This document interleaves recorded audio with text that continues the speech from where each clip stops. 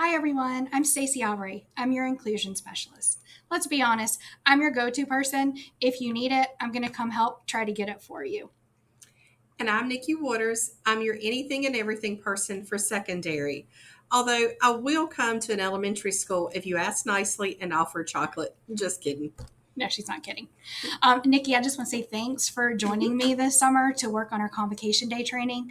I know the beach would have been a whole lot more fun, but who wouldn't want to come talk about data? In this session, let's discuss how data is used to develop effective IEPs. We need to chat about how to collect, analyze, and apply that data to create a personalized and legally sound support for our students to show growth. So, data tells the story of a student.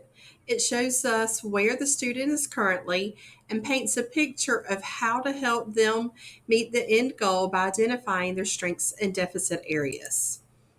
High quality data ensures IEPs are accurate, relevant, and tailored to each learner's unique needs.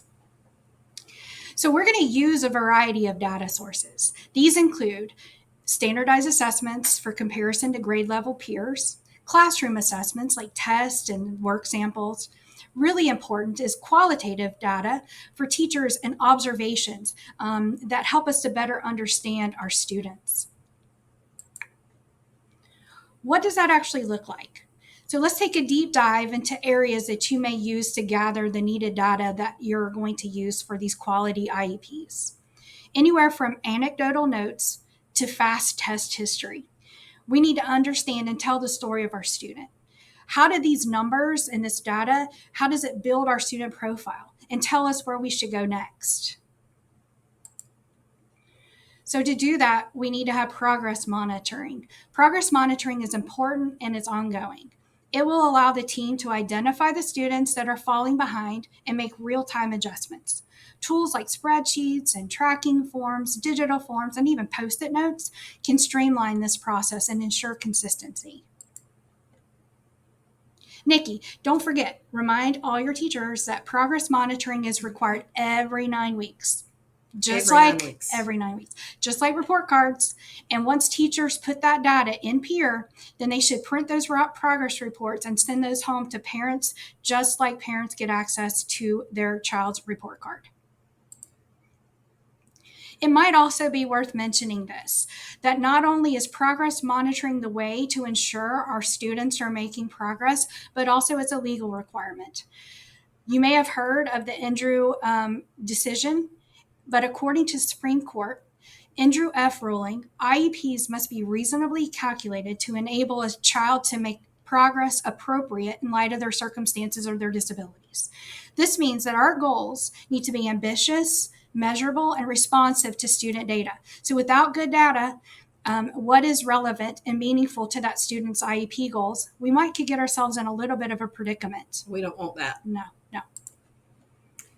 So, another positive aspect of collecting strong data is that it makes goal writing easier for us as teachers. By drilling down into such specific, individualized challenges, you should be able to easily identify which areas your goals should be written. Remember, goals should be SMART, specific, measurable, aligned to grade level standards, realistic and rigorous, and time limited. We will learn more about goal writing later in the training. As Stacy mentioned earlier, it is important to remember that we should consider multiple data sources. But what do we do with those standardized test assessments, teacher observations, and student input? Ask yourself these questions when trying to pinpoint and triangulate your data. Are there patterns across data sources? What are the students' strengths and how can we build on them? Are there any barriers to implementation? What does the student themselves say about their learning? What supports have we tried and how effective were they? What services and accommodations are truly working?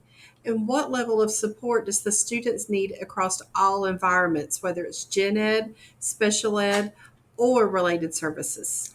Nikki, those are some great questions. I hope everyone out there was taking a few notes on those because I really like when we're talking about what does a student say about their learning, Have we stopped to even ask? And are there barriers to implementation? Those are great questions so that we can determine what our SDI might look like. So, present levels of academic and functional performance, also known as the PLAF or the PLEP, it's a foundation of every IEP. And it should include both quantitative data like test scores and qualitative input like teacher observations and parent insights. The PLEP is where we get to tell that story of our student in a way that everyone's going to understand. This is where we get to connect the data to the goals and make sense of their plan. So here's the process. First, you need to establish a baseline. Next, you're going to identify areas of need. Then you're going to write one of those SMART goals or two that Nikki talked about. And finally, you're going to progress monitor. So, Stacy, should I start with the PLEP when I'm writing my IEP? Always, Nikki. That is the best place to go because once you tell the story, your goal writing should just fall in line and it makes sense. So, data collection should be an ongoing process, but it doesn't have to be a daunting task. Technology can support the data collection and collaboration. I know this can be scary. We can offer some of the shared platforms such as Microsoft to gather teacher input and information. We can manage progress data and document communication with families. Hey, I know we have some amazing teachers in our district that have created Microsoft forms. They're using QR codes. Make sure that you're collaborating with your school teams. And if you need additional help, Stacy and I are always here to develop easy, ready-to-use data collection tools for your IEPs. But remember, always follow your district's privacy policies. Amazing. So let's give you a few tips on better data collection.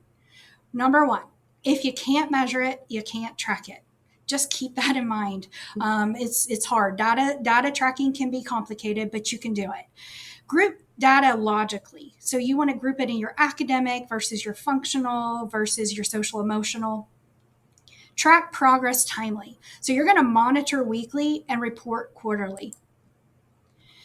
You want to use a consistent tracking system, like Nikki just mentioned about those forms and Microsoft forms. In fact, we know of a teacher who's using a QR code to scan right to a form. Really amazing work. Also, you're going to present data clearly. Everyone from parents to paraprofessionals should understand what that data shows. So make sure your data is visible and useful. One last tip, Stacy, is to use the district support rubric when you feel that your student is not successful or not making sufficient progress towards their goals. Some groups in today's training will spend more time discussing and using this tool, but our support rubric is on the district SharePoint and is available for anyone to use.